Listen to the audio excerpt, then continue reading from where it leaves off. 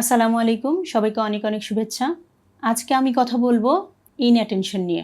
অনেকেই হয়তো জেনে থাকবেন যে প্রতিটি স্কুলেই 4 থেকে প্রায় 6% বাচ্চা যাদের ইনঅ্যাটেনশন থাকে এবং তারা পড়াশোনা করতে গিয়ে অনেক ধরনের ডিফিকাল্টিস ফেস করে।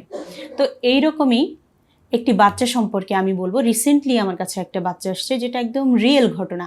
সেই ঘটনাটাই আপনাদের সাথে শেয়ার করি, তাহলে আপনারা বুঝতে পারবেন।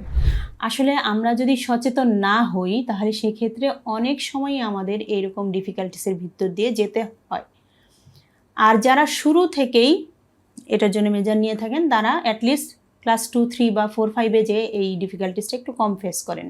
তো রিসেন্টলি যে বাচ্চাটা আমার এসেছে সেই বাচ্চাটাকে নিয়েই একটু বলছি। তার ফোকাসিংয়ে সমস্যা, ইনঅ্যাটেনশন, এবং তার ভিতরে কিছু হাইপার অ্যাক্টিভিটি আছে।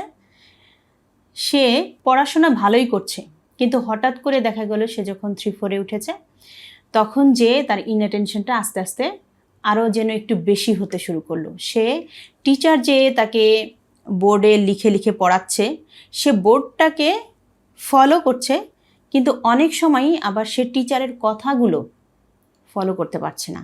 অর্থাৎ টিচার যে কথাগুলো তাকে বলছে সেই কথাগুলো কি বলছে এটার মিনিং যেন সে বুঝতে পারছে না, হঠাৎ করেই তার কাছে এমন মনে হচ্ছে।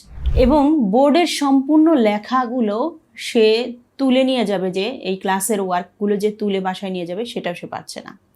ধীরে ধীরে তার লেখা, হ্যান্ডরাইটিং স্লো হয়ে যাচ্ছে, টাইমলি সে কমপ্লিট করতে পারছে না লেখাটা। আর লেখা হঠাৎ করেই যেন আরও খারাপ হতে শুরু করেছে। এবং তার ভাষ্যমতে যে টিচার হয়তো 2-3 জন স্টুডেন্টের সাথে কথা বলছে, কিন্তু তারপরেও তার কাছে মনে হচ্ছে যে তার সাথে যখন কথা বলছে তখন সেখানে ভয়েস টোনটা যেন একটু চেঞ্জ হয়ে যাচ্ছে।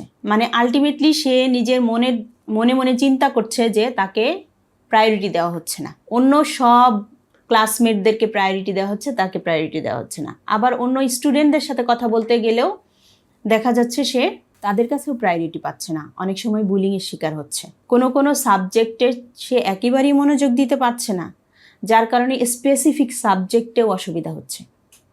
যেমন যেহেতু সে ইংলিশ মিডিয়ামে পড়ে সেজন্য তার বাংলাতে অসুবিধা হয়ে যাচ্ছে। আর যেহেতু তার ভালো লাগে না বাংলাটা, সেজন্য সে আর বাংলাটা করতেই চায় না। এরকম অনেক ধরনের ইস্যুস সে নিজেই আমাকে এক্সপ্লেন করলো। তো এই রকম বিষয়গুলোর ক্ষেত্রে আসলে আমরা কি করতে পারি, আমাদের কি করা উচিত? এই বাচ্চাটা যদি কন্টিনিউ স্কুলিং যদি কন্টিনিউ করতে চায়, তাহলে সেক্ষেত্রে কি হবে? তাকে অবশ্যই প্রপার একটা তার জন্য গাইডলাইন লাগবে, প্রপার একটা রুটিন লাগবে, প্রপার একটা প্ল্যান লাগবে, যেই প্ল্যানের অংশে তার ইনঅ্যাটেনশন কিভাবে সে কাটাবে। অবশ্যই সেটা ট্রিটমেন্ট প্ল্যান হতে হবে।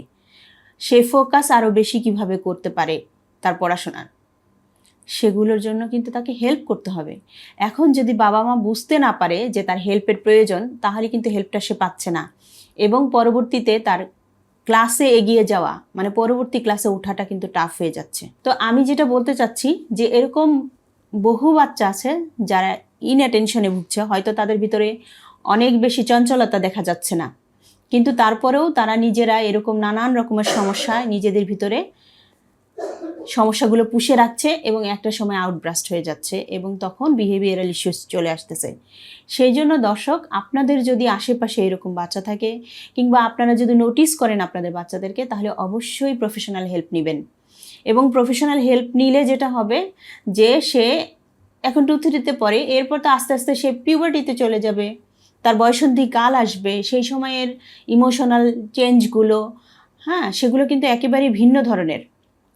হরমোনাল চেঞ্জ হবে, ফিজিওলজিক্যাল চেঞ্জ হবে, অনেক ধরনের চেঞ্জ হবে বডিতে, এবং যার ফলে তাদের ইমোশনালও অনেক চেঞ্জ হবে।